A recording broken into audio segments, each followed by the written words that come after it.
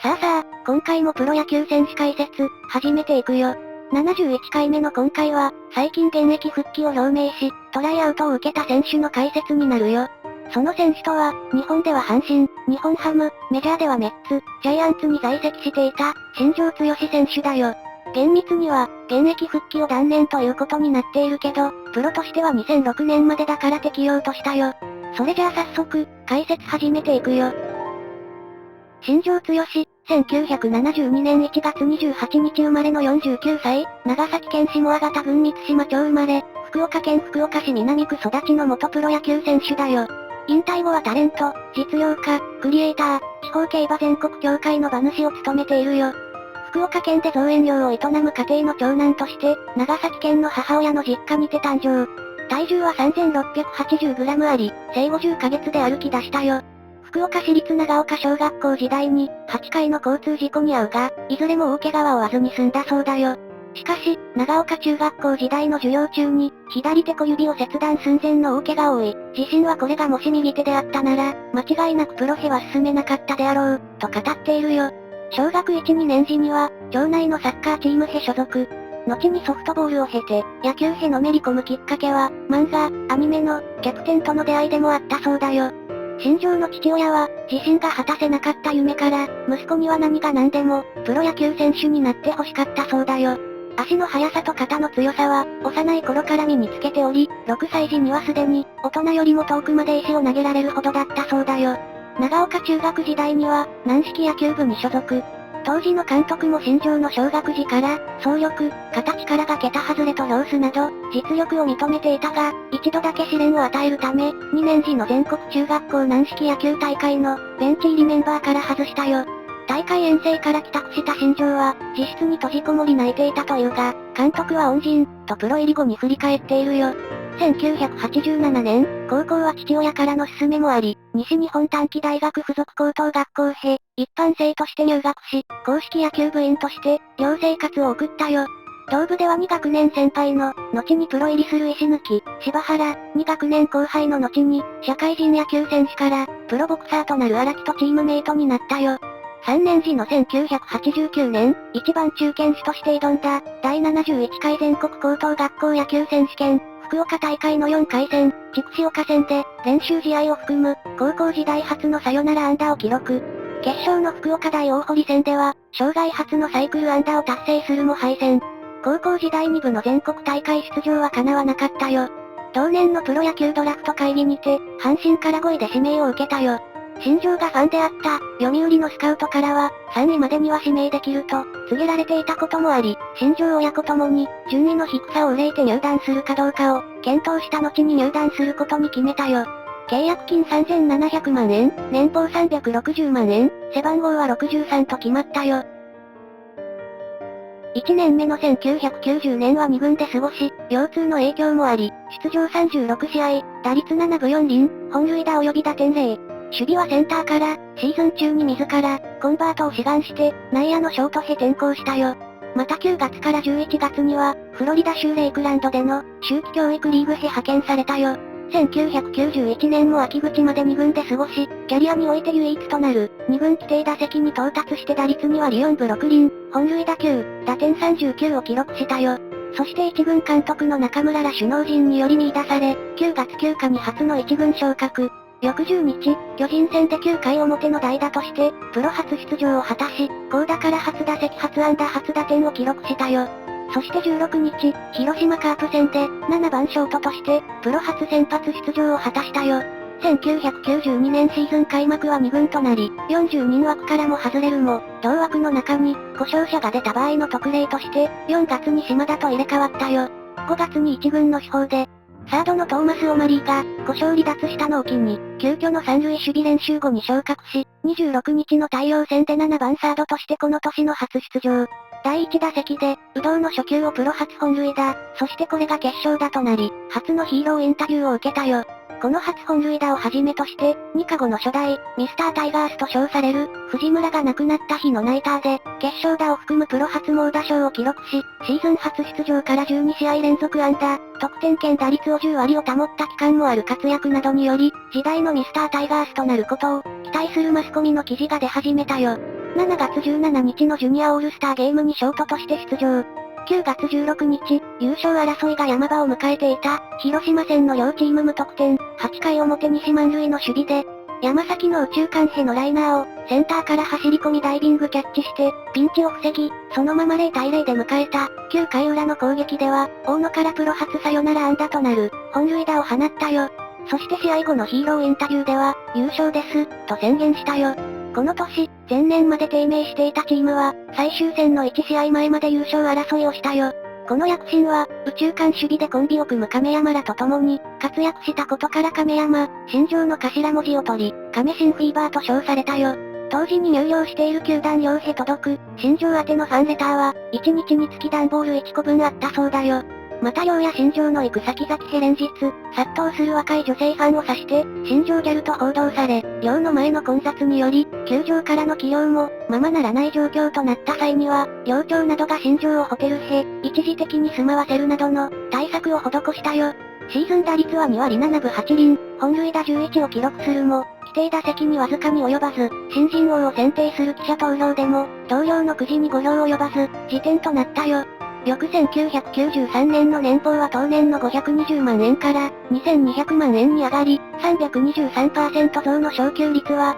当時の球団歴代最高であったよ。1993年より背番号を5へ変更。春季キャンプより再び、ショートへコンバートされるもキャンプ中に、コンバート中止となったよ。また、2月下旬のオープン戦で、ヘッドスライディングの際に、左肩を故障した影響で、シーズン初出場は5月中旬となり、中堅手として、2番と7番以降を除く打順で起用されたよ。10月1日、中日戦でプロ初の先発、4番打者として出場。21歳8ヶ月参加での、先発4番は球団歴代最年少記録だよ。この年に初めての規定打席へ到達。初のシーズン100安打も達成して打率2割5分7厘、オマリーと並びチーム最多の23本塁打を記録し、ベストナイン初受賞。守備ではリーグ外野手最多13捕殺を記録し、ゴールデングラブ賞を初受賞。1994年より外野手登録へ戻り、1番センターで開幕して、その後打順は6番、7番、3番で起用されたよ。また7月のオールスターゲームに、ファン投票セリーグ最多得票で初選出され、第1戦にて代走として初出場し、救援初盗塁を記録したよ。この年は石峰と並びチーム最多の17本塁打、同じくチーム最多の205塁打を記録。守備ではリーグ外野手最多の289視察を記録しゴールデングラブ賞を受賞。1995年は中村監督が途中休養となり、藤田代行となる中、主に6番、7番センターで起用され、当年のみチームに復帰した、山内打撃コーチの指導の下で、打撃フォーム改造を試みたが、山内の打撃理論を理解することができず、逆に打撃成績は大きく低迷してしまったよ。6月20日の横浜戦にて、1点差を追う9回表の、先頭打者として佐々木から放った、左翼フェンス最上部付近への大飛球が、観客により振られている応援旗に、包まれた後にグラウンドへ落下。そして内野へと送球され、その間に新庄は三塁まで達したよ。この出来事に対し、審判団は協議の末、公認野球規則 3.16 に従い、二塁打と判定したよ。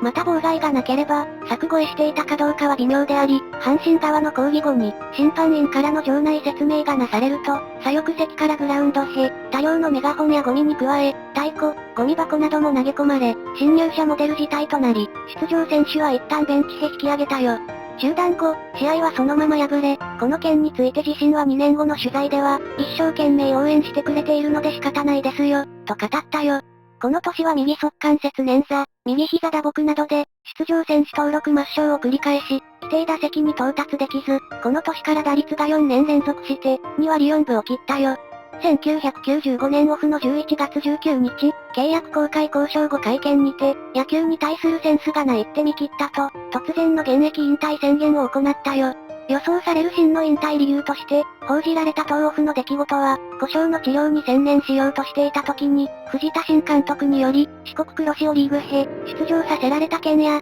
慕っている柏原打撃コーチの対談により、球団への不信感を募らせて、横浜へのトレードを志願するも、拒否された件などがあったよ。新庄は引退宣言を撤回するよう、川島セリーグ会長や、渡辺スカウトなどからも説得を受け、宣言後に父親の病気が悪化したことを、母親より伝え聞き、最終的に父親を勇気づけるために、現役続行を決断。21日に宣言を撤回して、契約更改した後の会見にて、ユニフォームを着ている姿を見せるのが、親父への一番の薬だと思ったんです。自分の人生どうこうじゃなく、命には変えられませんからと、説明して謝罪したよ。この騒動の頃より、プロ1年目の、アメリカの教育リーグでの経験をきっかけに、抱き出したメジャーへの移籍志望が強くなったよ。1996年は開幕より5月下旬まで、1番中堅で、その後打順は9月上旬までは主に、6番、7番、そして藤田監督が途中休養に入り、柴田大光から4番で起用されたよ。10月休暇のシーズン最終戦1回裏には、4番の自身と9番の塩谷が、満塁本塁打を共に金森から放ち、チーム1イニングに満塁本塁打という、NPB 史上初の記録を残したよ。シーズン打率は2割3分8厘、本塁打19。共にキャリア最高となる四球55、出塁率3割3分5厘を記録したよ。またゴールデングラブ賞を受賞。オフに派遣され所属した、ハワイウィンターリーグの、ヒロスターズには、後に日本ハムで再会する、トレイ・ヒルマンが、監督として在籍していたよ。1997年は吉田新監督のもと、5月下旬まで3番センターで、その後打順は1番、7番、6番、5番で起用されたよ。7月のオールスターゲームに、ファン投票外野手部門第2位で選出され、シーズン打率2割1分台の状態で出場するが、第1戦で、自身の打席ごとの、セリーグ応援団による応援ボイコットと、一部の観客による、新庄帰れコールが起こったよ。自主的に応援する者もいたが、ペットボトルやメガホンが、グラウンドへ投げ入れられたことによる、試合中断もあり、スタンドのある横断幕には、新庄剛志、そんな成績で出場するな、恥を知れ、と書かれていたよ。この件について自身は、後年の現役引退会見にて、あの時のショックな気持ちは未だに忘れない。選手は一生懸命プレーしているので、たとえ不調であっても、応援してほしい。という旨を訴えたよ。この年は公式戦でも、自身の店の応援ボイコットを受け、クリーンナップを組んだ檜山と共に、三振を量産。キャリア唯一となる、シーズン全試合出場を果たし、本塁打は20本記録して、4年ぶりの20本台に乗せたよ。守備ではリーグ外野手最多13捕殺を記録し、ゴールデングラブ賞を受賞。1998年は6番センターで開幕して、その後打順は7、8番など主に下位で起用されたよ。シーズンでは極度の打撃不振に陥り、通算100本塁打まで、残り3本としての開幕であったが、シーズン1号及び記念本塁打達成は、7月となったよ。同年オフの秋季キャンプから、野村新監督の発案により、外野手との兼務を目指して、投手としての練習を開始したよ。しかし翌1999年オープン戦の2試合に登板するも、左膝を痛めたため、投手挑戦を断念したよ。後に、投手として抑えるのが、簡単でつまらなかったため、野村監督に対して、嘘をついたと語っているよ。1999年は故障により、シーズン初出場が4月中旬となり、左太もも痛も抱えながら、シーズンを送ったよ。3番センターで多く起用されるが、打順は4番、6番、8番など、特に変動が激しい年となったよ。1999年6月12日、巨人との首位攻防戦12回裏で、敬遠球を打ちサヨナラ安打を記録。初球の外角への投球を見逃し、自身は、これくらいの球なら打てると感じ、2球目の同様の投球を打ち、レフト前へ転がしたよ。7月のオールスターゲーム第2戦で、黒木から記録した自身救援初安打が、全セリーグ通算、1000本目の安打となったよ。第3戦、2リーグ制発足50周年記念試合では、岩本から救援初本塁打を放つなど、前世の全2打点を記録して、初の MVP を獲得したよ。9月10日の巨人戦で決勝本塁打を放ち、再びお立ち台で、明日も勝つ、と宣言するも、今度は翌日から12連敗を喫したよ。この年はチームに復帰した恩師である、柏原打撃コーチの指導の下で、打撃成績は前年の低迷からは持ち直し、5年ぶりの打率2割5分台に復帰して、14本塁打。5月には月間 MVP を初受賞。またゴールデングラブ賞を受賞し、翌2000年の年俸は、阪神時代最高の推定7800万円となったよ。そしてオフに、左膝の有利軟骨除去手術を受けたよ。2000年は手術の影響で、春季キャンプは別メニュースタートになるも、キャリア唯一となる開幕戦4番で先発出場したよ。シーズン序盤に故障離脱もするが、4番センターでほぼ固定起用され、7月20日に甲子園で行われた、巨人戦で通算1000試合出場を達成したよ。この年は6月に自身2度目の、4試合連続本塁打を、9月には16試合連続安打を記録したよ。終わってみれば打率2割7分8厘、142安打、28本塁打、85打点、15盗塁でチーム6冠王に輝き、猛打賞10回を含む、打撃成績すべてがこの年の、チーム最多記録だったよ。ベストナイン、ゴールデングラブ賞は受賞し、シーズンオフの11月に開催された、日米野球に出場して打率4割9厘を残したよ。2000年8月に取得した FA 権を、11月9日に行使。横浜及びヤクルトとの交渉が報道されたよ。シーズン中より、残留交渉を重ねてきた阪神が、当年の好成績の評価と、人気選手を引き止めようとして、提示した条件は、他球団より高条件となる、5年契約総額12億円であったよ。しかし新庄の決断は、かねてより移籍志望を抱いていた、メジャーのニューヨークメッツへの移籍となったよ。シーズン中にはメッツのスカウトや、オマーミナや GM 補佐も、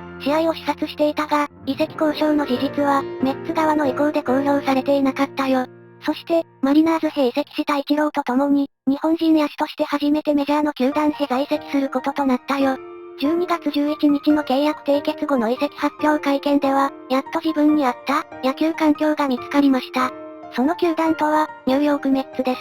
と発言したよ。背番号は阪神時代と同じ、5に決まったよ。2001年のスプリングトレーニングでの、新庄を取材する日本人メディアの多さや、新庄の話題性の高さについて、ニューヨークタイムズが、ジェームズ・ディーンが来た、と表現して報じたよ。シーズン序盤は途中出場も目立つが、実績に伴ってレギュラーとなっていき、打順は7番、6番、1番、3番、4番など、様々となったよ。メジャーでの守備は外野の全てへ、毎年つくが、この年のみセンターメインではなく、両翼へもまんべんなくついたよ。4月3日の開幕戦、8回表の代走としてメジャー初出場し、10回表の初打席で、初安打を記録したよ。5日の同対戦で7番ライトとして初先発出場。9日の本拠地開幕ブレイブス戦で初本塁打を放ち、チームメイトが整列しての、日本式の出迎えを受けたよ。この初本塁打を機に、メディアが新庄の姓をもじった、造語である新庄井、お使いはじめ、以降これは愛称として浸透していったよ。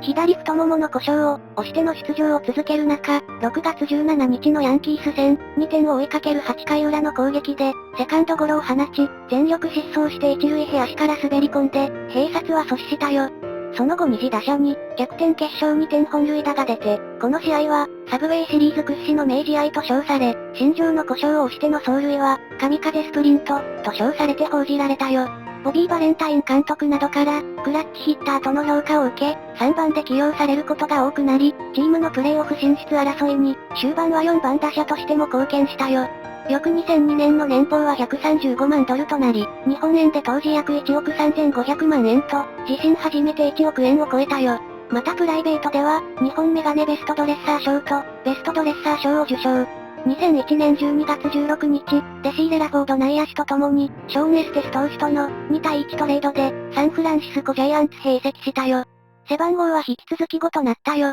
2002年は球団が獲得に際し、想定していた通り、監督が1番センターで起用され開幕。4月下旬に打撃不振で打順降格してから、7月下旬の離脱までは7番など、主に下位に入ったよ。7月、オールスターゲームファン投票で、100万票以上を得て、ナリーグ外野手部門で第4位となったよ。25日の出場を最後に右太ももを痛め、15日間の故障者リストに入ったよ。その後、8月13日に復帰出場するが、離脱中にケニー・ロフトン外野手が、トレードで加入しており、センターのレギュラーの座を失ったよ。復帰後の先発出場は激減し、この年は打撃のほとんどの部門において、前年より成績を下げたよ。シーズン最終戦の1試合前に決めた、チームのワイルドカード獲得に貢献して、自身日米通じて、初のポストシーズン出場、及びリーグ優勝を果たしたよ。10月19日、エンゼルス第1戦にて、9番指名打者で、日本人選手として初めて、ワールドシリーズに出場。第2打席に、シリーズ日本人選手初安打となる安打を放ち、この時使用したバットは、TSU ナンバー5と、実質サイン入りで、アメリカ野球殿堂博物館に、展示されているよ。オフに球団は、翌2003年の契約オプションを行使せず、11月15日に FA となったよ。2003年1月11日に、古巣のメッツと年俸60万ドルで契約したよ。背番号は引き続き5となったよ。ジャイアンツ退団後に、日米の数球団より届いた、契約オファーの中から、在籍経験を活かせるよう古巣であり、また好きな年の球団である、メッツを選んだそうだよ。同年は主に、相手先発が左投手時の先発センターとしての起用で、出場試合は減少したよ。5月20日のドジャース戦で、日米通算100捕殺を達成。23日のブレイブス戦では、外野手としてキャリア唯一となる、勝利を決める、最後のアウトの捕殺を記録。打撃成績は、5月にこれまでの自身ワーストとなる、24打席連続無安打を記録するなど、次第に低迷していき、6月28日のヤンキース戦、ダブルヘッダー第1試合終了後に、メジャー3年目にして、故障明け調整出場以外では、初めてマイナー落ちしたよ。7月17日にロースター40人枠から外れ、後日メッツとマイナー契約を締結。マイナーでシーズンを終え、打率3割2分4厘、本塁打3、打点9を記録。マイナー生活では、様々なメジャーとの条件格差を体験するが、昇格を夢見て、頑張る若い選手との交流などもあり、これまでの野球人生で一番に学べ、楽しい時代であったと語っているよ。オフに FA となり、日米の数球団より契約オファーを受けたよ。なお自身は、渡米する2001年シーズン前には、メジャー移籍は3年間と示唆していたよ。移籍先は NPB の翌シーズンより、北海道へ移転する日本ハムに決まり、契約金4000万円、年俸8000万円プラス出来高払い5000万円の2年契約を結んだよ。新庄は、最初にオファーを受けた球団に行くと決めており、それが日本ハムであったそうだよ。入団発表予定の前日となる11月19日、映画、バッドボーイズ2、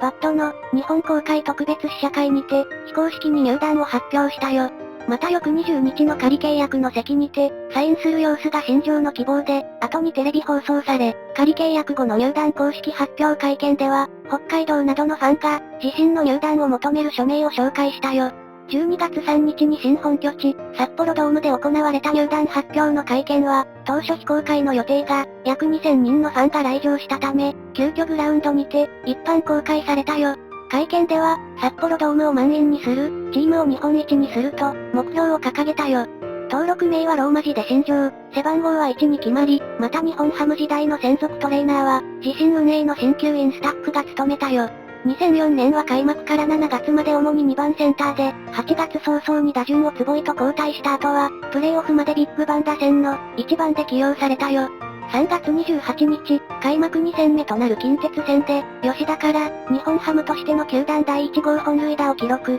5月30日の西武戦で長から、NPB 通算1000安打を達成。同年、プロ野球再編問題から発展した、日本初のプロ野球ストライキ明けの初戦となる、9月20日の大英ホークス戦の試合前に、一昨日、昨日と試合できなくてごめんジョイと称し、森本、島田、石本、坪井との同僚外野手5名で、秘密戦隊ゴレンジャーの、被り物パフォーマンスを実施したよ。この年は猛打賞12回、打率2割9分8厘と、それぞれキャリア最高を記録。7月から9月はいずれも、月間打率3割以上を残し、7月には下旬に、スパイダーマンの被り物、パフォーマンスを行った試合から、5試合連続複数安打を記録。8月には中旬から7試合連続複数安打と、リーグ月間最多に3塁打を記録。9月には全16試合中15試合で安打し、ストライキ明けの試合から、3試合連続本塁打するなど、それぞれリーグ月間最多の、本塁打7、打点20、得点15を記録して、月間 MVP を受賞。守備でも、リーグ外野手最多272視察を記録するなど、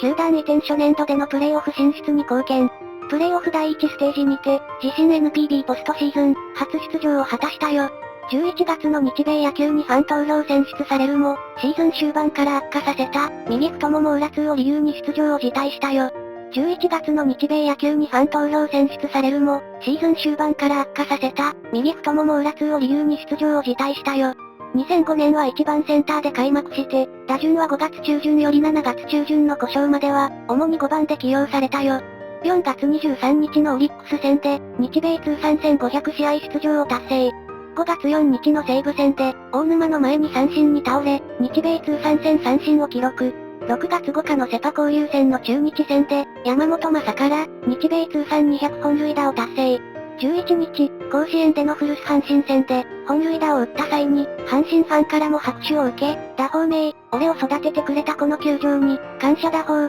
と命名したよ。7月上旬より、自身初の3試合連続猛打賞を記録するも、19日に死球を受けて右手小指球部を座傷したよ。その後はその故障による、登録抹消期間もあり出場がまばらとなり、オールスターゲームでも、話題は提供するも打席数は1に終わったよ。2年契約満了のため、結んだ再契約は、新庄側の希望で1年契約、年俸は NPB 歴代最高昇給額の2億2000万円増であり、キャリア最高額の3億円となったよ。2006年、阪神時代の監督であった中村が、オリックスの野村が楽天と、同リーグ球団の監督に就任し、ロッテのボビー・バレンタイン監督と合わせ、3人の恩師と対戦することとなったよ。4月18日のオリックス戦にて、1本目の本塁打を、28年間思う存分野球を楽しんだぜ。今年でユニフォームを脱ぎ増田法と、命名することにより、試合中に当シーズン限りでの、現役引退を表明。そしてヒーローインタビューで、改めて引退を宣言したよ。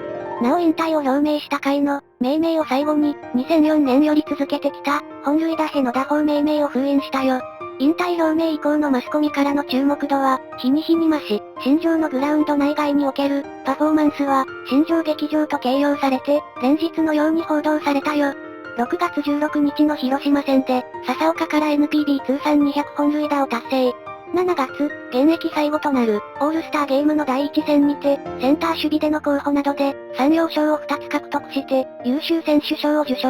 8月22日の楽天戦で、渡辺から日米通算1500安打を達成。9月27日、レギュラーシーズン最終戦となる、札幌ドームでのソフトバンク戦にて、この日限定で、背番号をプロで最初に背負った63に変更。チームがレギュラーシーズン1位通過を決めた試合後に、引退セレモニーが行われたよ。場内を消灯して、大型ビジョンに流された、野球人生を振り返る VTR を、センターの守備位置から、帽子の上にグラブを被る姿で見た後、ユニフォーム、グラブ、リストバンド、タオルをその場に置き、涙を浮かべながらグラウンドを後にしたよ。ユニフォームを脱いで現れた、アンダーシャツの背中には、今日、この日、この瞬間を心のアルバムに刻んで、これからも俺らしくいくばい。とファンへ向けるメッセージが、プリントされていたよ。スピーチは行わなかったが、去り際には大型ビジョンに、残りわずかな野球人生、明るく楽しく、8球を追いかけることを、今日この日、みんなに約束します、と署名付きの直筆メッセージが、表示されたよ。なお球団は、この時点では新庄の引退を認めておらず、このセレモニーは球団ではなく、自らがプロデュースしたものであり、先の引退表明を、東京で言ったことに対する、地元ファンへのけじめの、意味合いも込められていたよ。日本シリーズ終了後の11月に、開催予定の日米野球にファン投票最多得票で、選出されるも、引退することを理由に、出場辞退を表明し、日本シリーズで完全燃焼したいと、声明を出したよ。このシリーズでチームは、4勝1敗で44年ぶり2度目の日本一に輝き、個人5試合通算、17打数6安打1打点を記録したよ。10月26日の最終第5戦の8回裏、涙を流して入った現役最後の打席では、中里からの全3球ストレート勝負にて、空振り三振に倒れたよ。最終回の守備、2アウトからアレックスの、レフトフライで日本一が決まると、補給した森本はマウンド方向へではなく、打球を追ってきているセンターの新庄の方へ、向かって走り出し、両者は左中間で抱き合ったよ。日本ハム入団会見で掲げた、二つの目標である、札幌ドーム満員と、チームの日本一を共に達成して、ユニフォームを脱いだよ。翌27日に札幌ドームのグラウンドで、引退会見を行い、11月のアジアシリーズについても、気力と体力の限界を理由に、出場辞退を表明したよ。11月20日、10度目のゴールデングラブ賞を受賞。18日、札幌で行われた優勝パレードに、私服姿で参加し、これがファイターズの新庄としての、最後の姿となったよ。シーズン中から引退撤回を求めるファンが、署名活動を行い、球団からも撤回要請を受けていたよ。しかし本人の意思は固く、球団側は手続き上、自由契約とすることを勧めるが、本人側の希望で任意引退となったよ。現役引退後はタレントへ転身。またアブラシアートと、2011年より2016年頃までは、モトクロス競技の練習にも取り組むよ。2007年1月28日、2003年を最後に休止していた、自身の公式サイトの更新を再開して、今後の活動の方向性などを報告したよ。3月1日、2006年度ゴールデンアロー賞、スポーツ賞を受賞。4月25日、前年に行った寄付について、紺樹褒章を受賞したよ。2011年10月、球団買収される予定の横浜ベイスターズの買収企業が、DNA となる場合の、次期監督の最有力候補に上がっていると、サンケイスポーツが23日より、複数回にわたり報じるも実現しなかったよ。また12月9日、野球殿堂入り候補者名簿、プレイヤー部門に掲載されたよ。2019年11月13日、自身のインスタに動画を投稿し、翌年のトライアウトを受験し、現役復帰を目指すためトレーニングを始めると発表したよ。動画では、みんな、夢はあるかい？ 1% の可能性があれば、必ずできる。今日からトレーニングを始めて、もう一回、プロ野球選手になろうと思います。みんなも何か挑戦しようぜ、と語りかけたよ。そして同月18日には日本に帰国したことを、自身のインスタで報告したよ。その後、2019年11月27日付で、任意引退選手公示が抹消され、自由契約選手公示されたよ。2020年12月7日に行われた、12球団合同トライアウトに、日本ハムのユニフォームで参加。第4打席に低間から敵地打を放ったよ。しかし NPB の各球団は獲得を見送り、13日、本人は自身のインスタで、現役復帰を断念することを表明したよ。さあ、今回はこの辺にしておこうか。編集してみての感想は、思っていたよりも成績がいい方ではなかったんだと思ったね。ただウプ主としては、日本ハムの時の印象が強く、それもパフォーマンスに関してのものが多いね。これはどこかで見たことがある言葉だけど、同時にメジャーへ渡ったイチロー選手と自身を比較して、イチロー選手は記録に残る選手、自分は記憶に残る選手、そう言っていた気がするよ。確かに、日本ハムでのパフォーマンスはファンを楽しませるために、様々なことを行い、札幌ドームへの集客にも一役買っていた、なかなかできることではないと思うよ。まあ、引退後も話題に絶えなかった新庄選手、まさか本当に現役復帰を目指してトライアウトを受けるとは思わなかったね。でもなんだか、これからもこの新庄選手、色々な話題を提供してくれる、そんな感じがするよ。それじゃあ今回はここまで。それでは、ご視聴、ありがとうございました。